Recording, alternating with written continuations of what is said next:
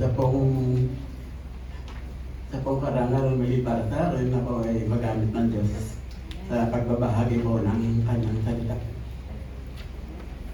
Tunay na utong-uto po ang sakit ngayon. Katunayan po ako talagang dinadalahin din ako. Tulad nga ng kapatid dahil magkasama kami ng Webes doon sa buro ng kapatid ko. Kasama rin si Pastor. Doon pa lang inuubo na si kapatid na yun. Sabi ko mukhang sasamayin ito. Yun na nga nangyari. Kaya wala po ngayon ang kapatid na yun.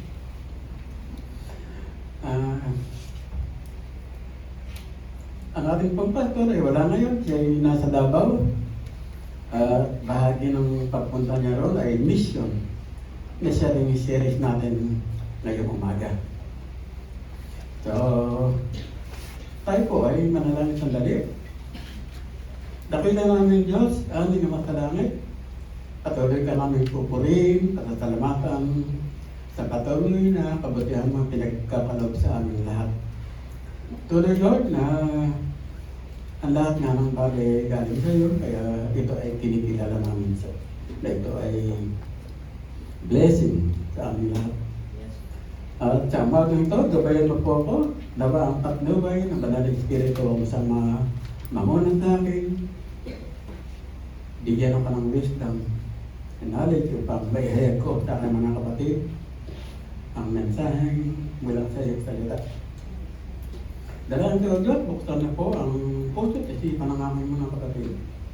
Ang kanilang mga mata, tenga, upang makita nila, marinig nila kung ano po ang nais na parating sa akin mula sa mensahe na ito na mula sa iyong salita. Kaya na nga po ang bahala sa amin at nawa gabayan ng lahat ng kapatid ko ng Santong Espiritu upang maunawaan nila ang mensahe ito. Muli sa iyo lahat ng papuri ko. Salamat. In Jesus' name we pray. Amen.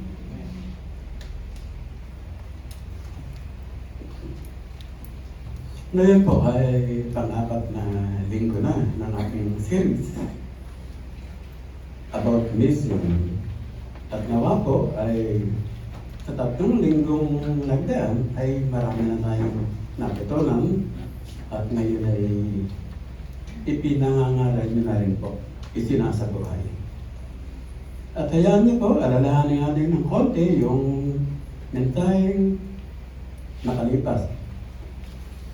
Yung una po ay ang kapatid na Hill ang nagbigay ng mensahe at ito po ay tungkol kay Pablo na isang Pariseo na masugid na inuusig ang Iglesia ng Diyos. At sa katunayan, gusto pa niyang pumunta sa Damascus para usigin pa ang mga mananampalatayang sumusunod kay Kristo. Gayunman, doon niya na-encounter ang Panginoong Hesus. Kaya naging daan naman yun para si Pablo ay ma-born again o makakilala sa Diyos. At dahil dito, nabago yung pananaw niya at naging masugid naman siyang tagasunod ni Kristo. Sa pangalawang linggo naman po ay ibinahagi ng ating patuloy ang pag-mission pa rin po ni Pablo na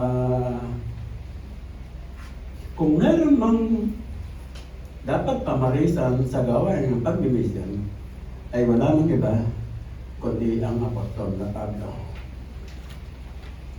Nang makilala ng Panginoong Hesus, talagang kung saan siya nakakarating sa kanyang pag-mission. At sa katunayan ay iba yung hirap yung dinanas niya. Kung mababasa niyo po yung 2 Corinthians 11:16 to 33, mababasa niyo po lahat doon ng mga paghihirap ng apostol na Pablo. Katulad nung ilang beses siyang mabilanggo, ilang beses siyang hinagupit ng latigo ng mga Hudyo at Romano. At minsan din ay napato siya. Naakala ng mga tao ay patay na kaya iniwanan na. Pero halos patay na siya ng patahin ng mga tao. 3 beses din siyang lumubog ang barko o nasira yung barko sa kanyang paglalakbay. Dumating din yung panahon na maghapot, magdamag siya, nakalutang-lutang sa dagat. Ganyan po ang apostol na Pablo. Talagang ginawa niya ang lahat para sa Panginoon.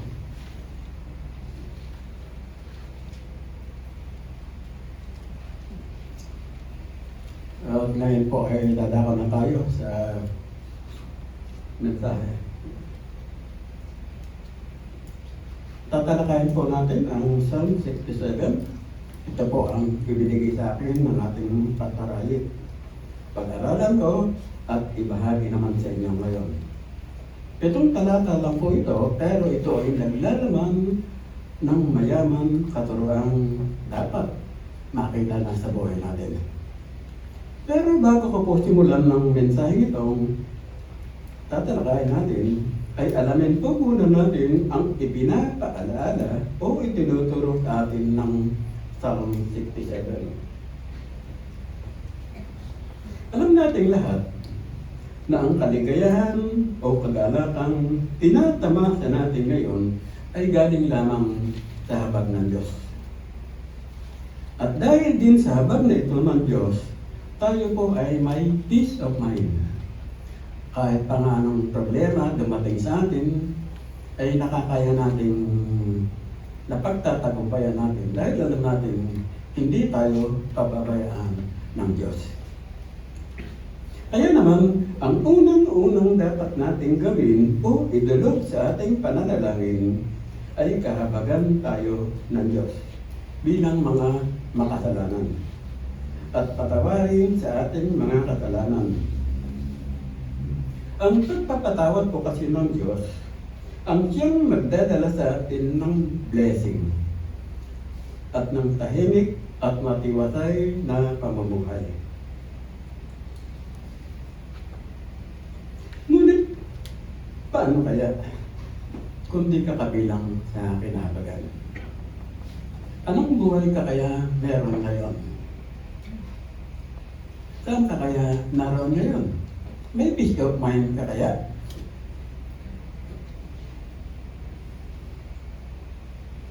Ilan lang po yan sa mga bagay na pwedeng mangyari sa atin o sa iyo kapag di ka kabilang sa kinahabagan ng Diyos. Gayunman, di naman po tayo siguro kabilang sa mga taong ganyan. Kundi kabilang tayo sa mga tumanggap ng kahabagan at pagpapatawad ng Diyos na dapat naman ay nakikita sa buhay natin. O dapat tayo mismo ay maging ehemplo ng ating mga kaibigan o kung saan man tayo tumungo, makita sa ating buhay yung pagiging Kristiyano natin.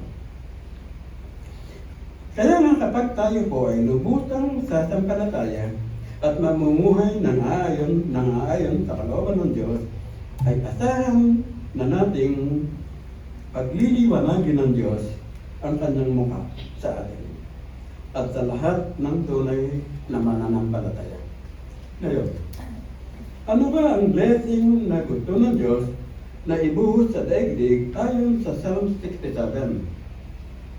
Nakapaloob dito at napakaliwanag na ang ultimate purpose of God's blessing is mission. Mission po. At ito po ay upang mabatid ng lahat sa daigdig ang kalooban at gagawing pagliligtas ng Diyos sa sangkatauhan. Kaya nga sa ating teksto ay mapapansin niyo po marugdog o masidhi ang panalangin ng mayakda o ng punong mang-aawit na maipakilala sa daigdig ang Diyos at magpuri sa Kanya ang lahat ng tao upang lubutang maipahayag sa daigdig ang Kanyang kapangyarihan. Iyan po ang pinaka-mission o layon layunin ng may akda. At ang pangyayari pong ito, o ang pagmimisyon pong ito sa panahon ng lumang tipan, ay naganap na. 2,000 taon na ang nakakaraan. Nagpasalin-salin na po ito hanggang sa dumating sa ating kapanahonan.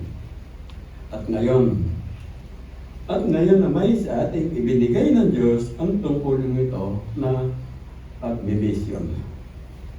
Ngayon, bakit dapat tayong mag-mission ayon sa Psalm 67? Sa ating pong teksto ay may 4 na katangiang binanggit ang may akda tungkol sa Diyos kung bakit dapat tayong mag-mission. Una, merciful God. Our God is a merciful God. Sabi sa verse 1, O Diyos, pagpalain kami't kahabagan. Kami, Panginoon, ay iyong kaawaan. Ang Diyos po ay mahabagin. O punong-puno ng awa. Sa New Testament, ang tawag po dito ay grace. Pero pareho lang naman po ang mercy at grace na binabanggit sa Ephesians 2:8 na for it is by grace you have been saved through faith. Ngayon, ano ba itong awa ng Diyos? Bakit kaawa-awa tayo? Kung aalalahanin po natin ang ating lumang pagkatao noon, tayo po ay ignorante. Walang alam. Lubog sa kasalanan at walang kakayahang iligtas ang sarili, kaya tayo pong lahat noon ay patungo sa kapahamakan. Sinabi ko po ito dahil maraming tao po ang katulad din natin noon hanggang ngayon ang namamali ng landas. Kaya dapat natin silang abutin at ipalam sa kanila na ang Diyos ay mahabagin. Natulad din naman natin na tayo may kinahabagan din lamang ng Diyos. At higit sa lahat, dapat malaman ng mga tao na ang Diyos ay laging nagbibigay ng pagkakataon. Hindi lang isa, hindi 2, hindi 3, hindi 4 na pagkakataon. Kundi maraming pagkakataon. At gaano kalaki ang kasalanan ng tao o paulit-ulit man niya itong ginagawa, ay patatawarin pa rin siya ng Diyos. May patibali lang po. Kung isusuko mong lahat ang kasalanan sa nakaraan, ngayon, ay patatawarin kayo ng Diyos. Ako po kasi mismo ay nakaranas ng kahabagan ng Diyos. At hindi lang isang pagkakataon o 2 o 3 o 4 ang pagkakataon bago ako nakabalik sa Diyos.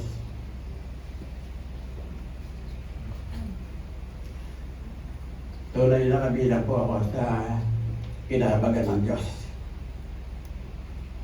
Kaya malimit nga, binabanggit ng ating pastor, isa sa paboritong verse ay yung 2 Peter 3:9. Yan po ay laging binabanggit ng ating pastor. At ang nakasulat po dito ay ito. Ang Panginoon ay di nagpapabaya sa kanyang pangako, gaya ng inaakala ng ilan. Hindi pa niya tinutupad ang pangako ngayon alang-alang sa inyo. Binibigyan niya ng pagkakataon ang lahat upang makapagsisi at tumalikod sa kasalanan, sapagkat di niya nais na may mapahamak. Ibig sabihin, ang Diyos po natin ay patuloy na nagtitimpik. Punong-puno siya ng awa sa mga tao dahil ayaw niyang may mapahamak. Ngayon, alamin naman natin ang kahabagan ng Diyos noong panahon naman ni Noah. Ang sabi sa Genesis 6:5, nakita ni Yahweh na laganap na ang kasama ng tao sa daigdig, at puro kasama na lamang ang kalag nasa isip ng mga tao. Ibig sabihin, wala nang mabuting tao o matuwid na tao sa daigdig noong panahong iyon, maliban na lang kay Noah. Kaya ipinasya na ng Diyos na lipulin na ang lahat ng tao sa daigdig. Ang tanong, ilang taong nagtimpi o ilang taong nanatili ang kahabagan ng Diyos sa mga tao noong panahon ni Noah? Sabi po sa akin ng ating pastor, i-research ko daw po at alamin kung ilang taong nagtimpi at nahabag ang Diyos sa mga tao noong panahon ni Noah. At ayon po doon sa nabasa ko ay 120 years. 120 years po palang naghintay o nagtimpi ang Diyos bago niya ginunaw ang mundo noon. At 120 years din pong nangaral si Noah sa mga tao noon, na di pinapaniwalaan, kinukutya at pinagtatawanan.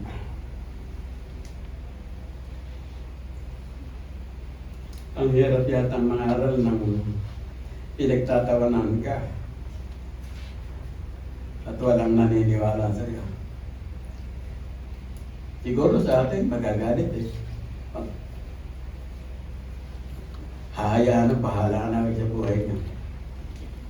Pero si Noah ay kabilang din sa nagtimpi.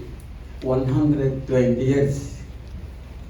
Kaya dapat tayo mahaba rin ang pasensya. Tuloy po natin. Pero ganyan po katagal naghintay ang Diyos o ganyan po kahaba nagbigay ng pagkakataon ng Diyos sa mga tao noon. Dahil nga sa siya'y punong-puno ng awa. At ito po ay nakasulat sa aklat ni Jazer, na anak naman ni Caleb. Lalayo po tayo ng konti. At kung maaalala niyo po, ang sabi sa Joshua chapter 10 verse 12, noong panahon na nakikipagdigma ang mga Israelita sa mga Amoreo, ay pinatigil ng Diyos ang araw at di rin pinagalaw ang buwan hanggang sa sila'y manalo sa labanan. Binanggit ko po ito dahil ito man po ay nakasulat din sa aklat ni Jazer. At ayon po sa nabasa ko, ang aklat na ito ay nawala o di na nakita, kaya ito po ay hindi nakasama o di kasama sa 66 book ng Bible. Ngayon, balik po tayo sa kahabagan ng Diyos. So, 120 years po pala nagtimpi at naghintay ang Diyos bago niya ginunaw sa baha ang daigdig noon. Ang alam lang natin ay ginunaw ng Diyos ang daigdig sa baha dahil lahat na ng tao ay masasama.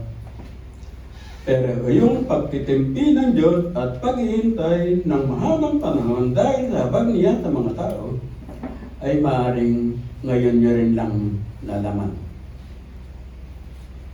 Tayo po.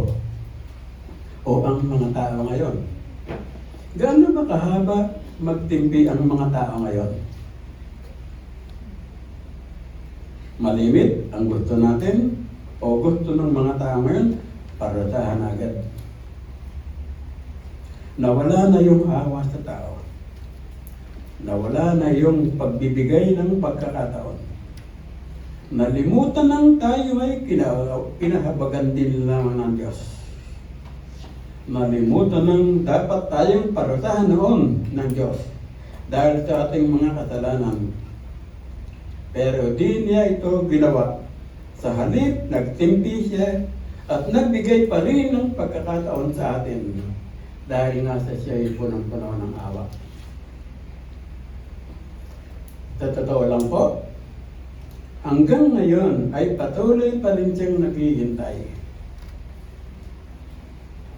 Patuloy pa rin siyang nagtitimbi at nagbibigay ng pagkakataon sa atin na makasunod naman sa kanyang mga utos at upang magamit niya naman sa gawaing pagmimisyon. Tanong, magmimisyon ka ba kung alam mong magpaparoon agad ang Diyos? Di ba kaya tayo magmimisyon ay dahil punong-puno ng awa ang Diyos? Gaano na ba kasama ang tao ngayon? Lalong-lalo na pa ngayon, nasa huling araw na tayo. Sabi sa 2 Timothy 3-5,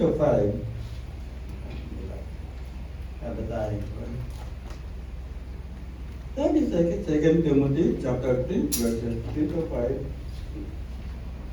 sila'y magiging walang pagmamahal sa kapwa, walang habag, mapanirang puri, walang pagpipigil sa sarili, marahas at walang pagpapahalaga sa mabuti. Sila'y magiging mga taksing padalos-dalos, mayayabang, maibigin sa kalayawan, sa halip na maibigin sa Diyos. Sila'y mag-aanyong magiging makadiyos, ngunit hindi naman nakikita ang kapangyarihan nito sa kanilang pamumuhay. Iwasan nyo mga taong ganito.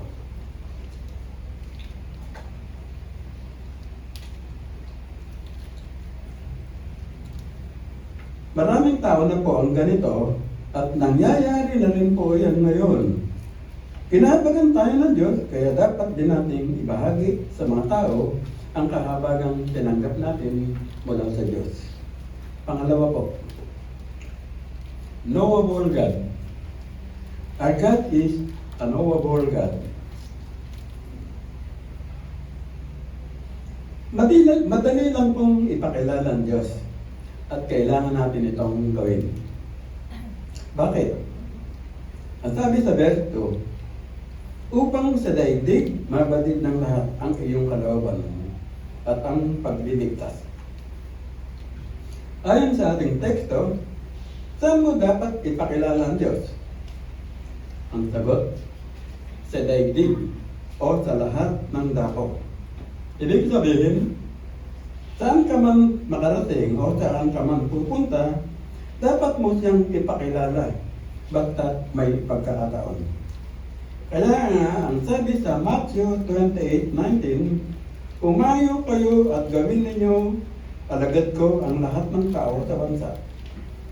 Sinabi rin sa Acts chapter 1 verse 8, tatanggap kayo ng kapangyarihan pagbaba sa inyo ng Espiritu Santo at kayo'y magiging saksi ko sa Jerusalem at sa buong Judea at Samaria. So maliwanag po na ang pagmimisyon o ang pagpapakilala sa Diyos ay madiing utos na dapat sundin. At dapat mo ring alalahanin lagi na di ka tinawag para sa sarili mo lamang o para sa sarili mong kaligtasan. Tinawag ka at mission mong ipakilala ang Diyos sa mga tao. Lalong-lalo na po ngayon na tayo po ay nasa huling araw na. Sabi ko nga, patama na ng patama ang tao sa daigdig. Kaya dapat nating samantalahin ang bawat pagkakataon na may bahagi ang salita nila. Kaya nga sabi sa Ezekiel 3:18-19. Bakain ko po. Ezekiel 3:18-19. Ang sabi dito, kapag sinabi kong tiyak na mamamatay ang mga taong masama, at hindi mo sila binigyan ng babala upang sila'y makapagsisi, ang mga taong iyon ay mamamatay dahil sa kanilang kasalanan.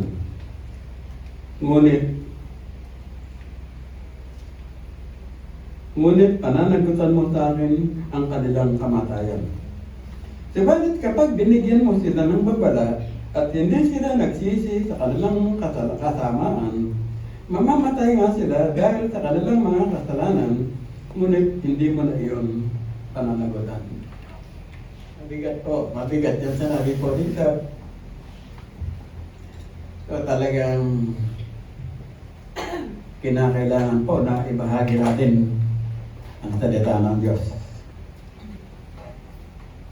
Pananagutan po natin ito pag hindi natin ito.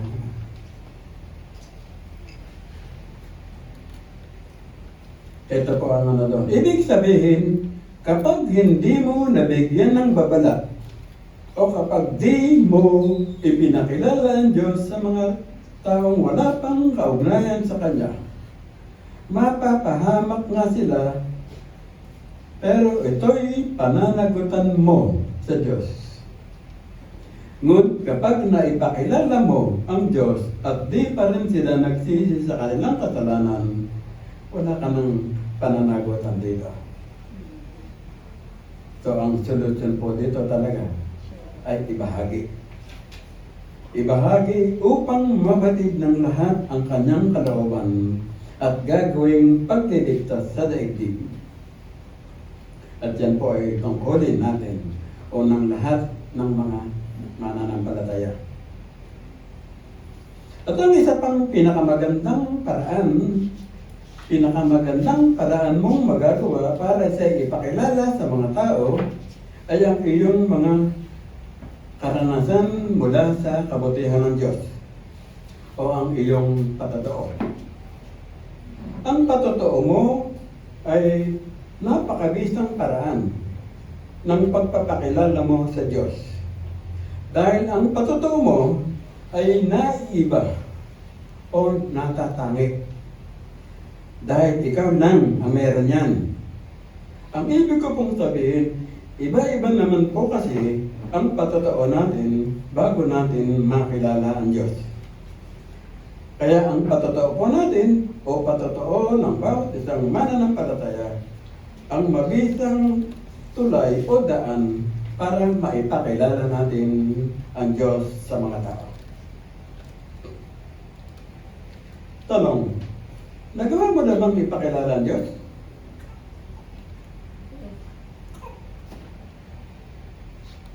May napatanggap ka na ba? Kaya na po mismo ang makakasagot niyan. Pero ang mahalaga na ipakilala mo ang Diyos na bahagi ng iyong pagmimisyon o pagsunod sa Diyos. At matapos mong maipakilala ang Diyos, hikayatin mo siyang dumalo sa mga pagtitipon Kristiyano.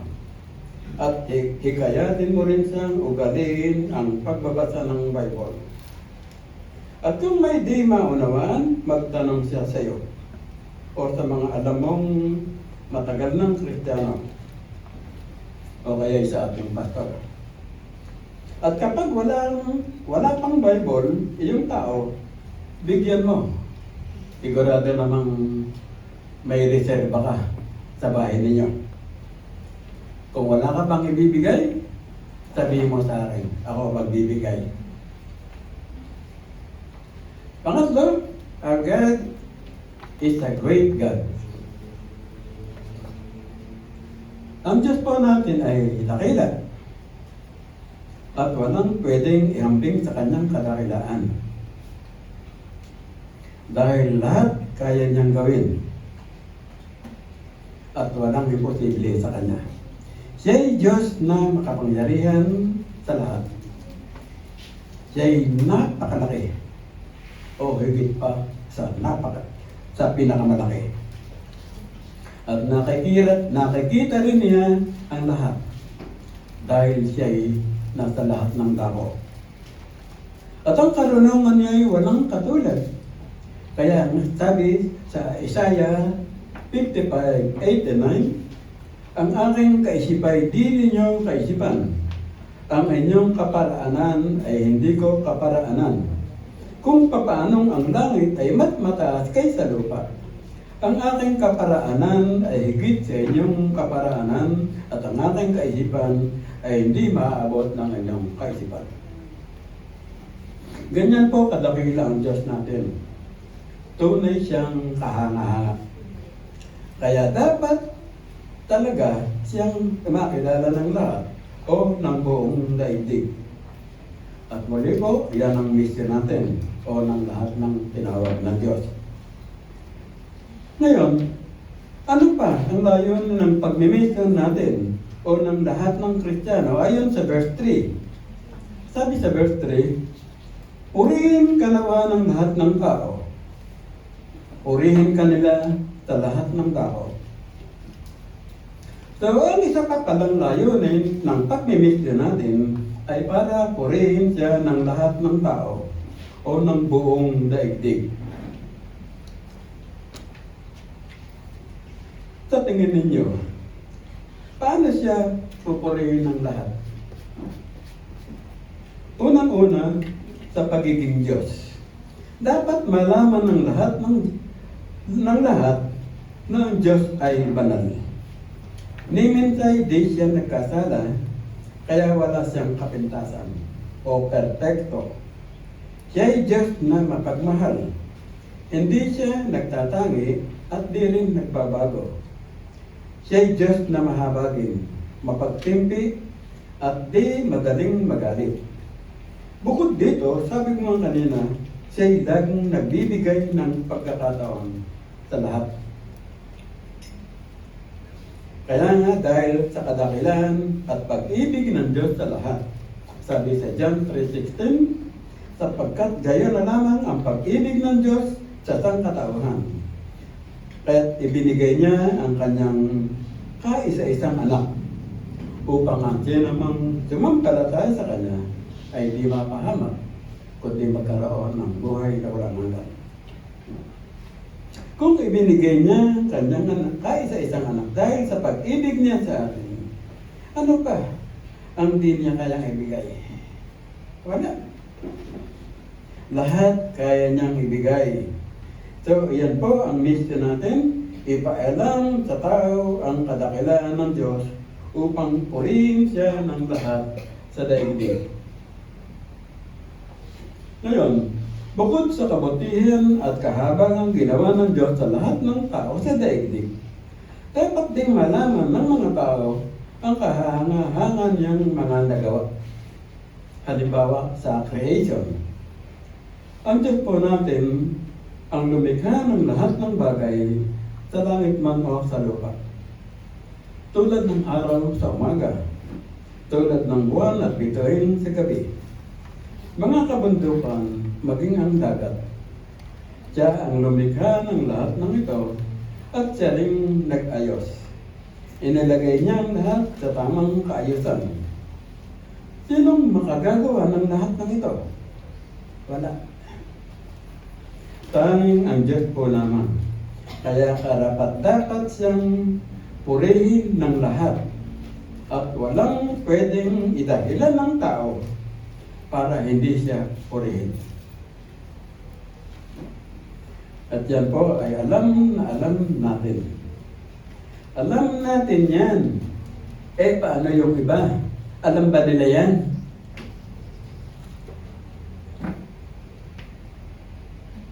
Kaya yan po ang mission natin. Ang ipakilala ang kadakilaan ng Diyos sa lahat ng tao. O sa lahat ng tao upang magpuri ang lahat sa Diyos. Amen po.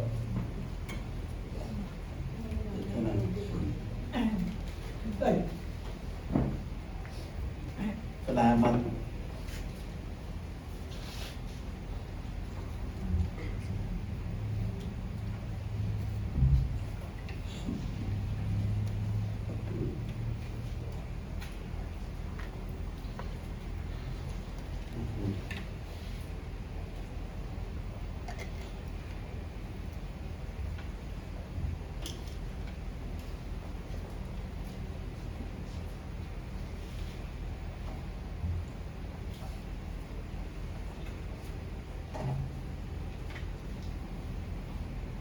Ngayon, pansinin po naman natin ang sinasabi sa verse 4. Dagdag na sagot din po ito tungkol sa kadakilaan ng Diyos upang siya'y purihin ng lahat. Ang sabi sa verse 4, Naway purihin ka ng mga nilikha, pagkat matuwid kang humatol sa madla. Ikaw ang patnubay ng lahat ng bansa.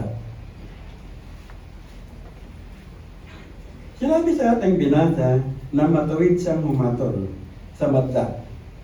Ibig sabihin, naiiba o walang katulad siya sa paghatol. O perfect siyang humatol. Bakit? Dahil wala pong naririhim sa Diyos. Alam niya lahat. Alam ng Diyos ang laman ng puso't isipan natin o ng lahat ng tao. Di man magsalita. At maging kung meron man kayong inililihim, lahat alam ito ng Diyos. Ngayon, balik po tayo sa tanong ko kanina. Bakit kinakailangan nating magmisyon o pakilala ang kadakilaan ng Diyos sa lahat? Ang sagot, nasa huling bahagi po ng ating binasa. Siya ang patnubay ng lahat ng bansa. O God of all nations, o Hari, superior ng lahat. Kaya marapat lamang na malaman ng lahat ang kadakilaan ng Diyos upang siya'y purihin ng lahat. At yan po muli ang misyon natin. Pangapat po, o panghuli na. Rewarder God, o blesser God. Yung una, our God is a merciful God. Pangalawa, our God is a knowable God. Pangatlo, great God. At pangapat, rewarder God. Ang Diyos po natin ay mapagpalang Diyos. Sabi sa verse 6 and 7, nag-aning mabuti ang mga lupain. Pinagpala kami ni Yahweh, Diyos namin. Verse 7, magpatuloy nawa ang iyong pagpapala upang igalang ka ng lahat ng bansa. Ang verse 6 po ay tumutukoy o patungkol sa material blessing. At ang verse 7 po ay patungkol naman sa spiritual blessing. At ang mga blessing po ito ay galing lahat sa Diyos. O sabihin na natin lahat ng bagay sa daigdig, sa langit man o sa lupa, lahat ay pag-aari ng Diyos. At dahil sa kabutihan ng Diyos, ang lahat pong blessing na ito ay ibinuhos ng Diyos sa daigdig. Kaya lahat ng tao ay tumanggap ng pagpapalang ito. Ang sabi sa Matthew 5:45, pinasisikat ng Diyos ang araw sa mabubuti, gayon din sa masasama. At nagpapaulan din siya sa matuwid at sa di matuwid. Ganyan po kabuti ang ating Diyos. Di siya nagtatangi. Lahat binibigyan niya ng blessing, mabuti man o masama, o matuwid man o di matuwid. Gayon may higit ang pagpapalang tinanggap natin o ng mga taong nakakilala sa Diyos o nakaalam ng katotohanan tungkol sa mga pagpapalang ito. Dahil bukod sa tumanggap tayo ng material blessing, ay tumanggap din tayo ng spiritual blessing. Di po tulad ng iba, na di pa nakakakilala sa Diyos. Ang meron lamang sila ngayon ay material blessing at wala pang spiritual blessing. O kung meron man silang alam tungkol sa spiritual blessing, ay ligaw naman po ang kanilang paniniwala. Kaya naman ang nangyayari, sa material blessing umiikot ang mundo nila o sa pagpapayaman o paghahanda sa araw ng bukas. Kaya nahahabag po ang Diyos sa mga ganitong tao. At sabi sa Luke 9:25, ano nga ang mapapala ng tao? Makamtan man niya ang sanlibutan kung ang katumbas naman ito ay ang kanyang buhay. Ano nga ang mapapala niya kung siya ay mapapahamak? Ibig sabihin, kapag sa material blessing lang po, umiikot ang buhay ng isang tao, siguradong siya ay mapapahamak. Kaya dapat maunawaan at malaman ng mga tao na ang material blessing ay pansamantala lamang. At anumang pagsisikap nila o yumaman man sila ng gusto, ay iiwanan din nila ang lahat ng ito. At kung wala silang pagkaunawa sa spiritual blessing, tuluyan silang mapapahamak. Kaya nga sa isang banda, blessed pa rin po tayo. Dahil salat man ang iba sa atin dito, ay meron naman salat man ang iba sa atin dito materially, ay nasa atin naman pareho ang material and spiritual blessing. At bukod pa riyan, nasa atin din po, nasa lahat ng mga Kristiyano ang pangako ng Diyos. Hebrews 13:5, hindi kita iiwan, hindi kita pababayaan. Panghawakan niyo po yan ay talagang pangako. Salat man tayo, kinakapot man minsan, panghawakan niyo po, ng Diyos po ay hindi nagpapabaya. I-provide na lahat. Ngayon, paano naman sila magkakaroon ng tamang kaalaman tungkol sa spiritual blessing? Ang sagot, mission. Mission pa rin po. Mission po natin o ng lahat ng tinawag ng Diyos ang ipaalam sa mga tao ang pagpapalang spiritual. Hindi lang po material blessing ang kailangan ng tao, kundi higit na kailangan ng tao ang spiritual blessing o divine blessing. Lalong-lalo na po ngayon, napasama na ng pasama ang daigdig. At kung mananatili po silang walang pagkaunawa sa spiritual blessing o divine blessing, siguradong mapapahamak sila.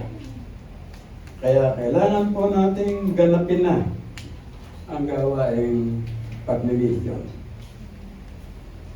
Mula ang sabi sa verse 7, magpatuloy nawa ang iyong pagpapala upang igalang ka ng lahat ng bansa.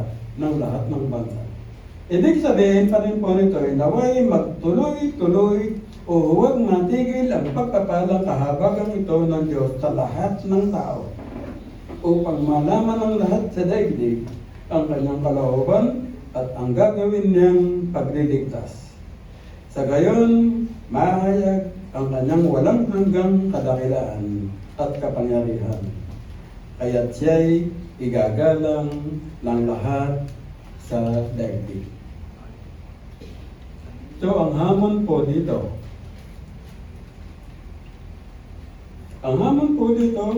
lumabas tayo sa ating comfort zone. Huwag po nating sarilinin ang spiritual blessing o ang best gift na tinanggap natin mula sa Diyos. At ito na ngayong kaligtasan. Gusto ko na rin pong samantalahin yung pagkakataon na ito. Sa lahat po ng nakiramay sa akin, salamat. Salamat din sa ating Pastor Ray, sa kapatid na Hill, na nakarating din doon sa Buron. Ang nais ko na pong sabihin sa inyo ay yung nagkaroon po ako ng pagkakataon na makapagbahagi ng salita ng Diyos.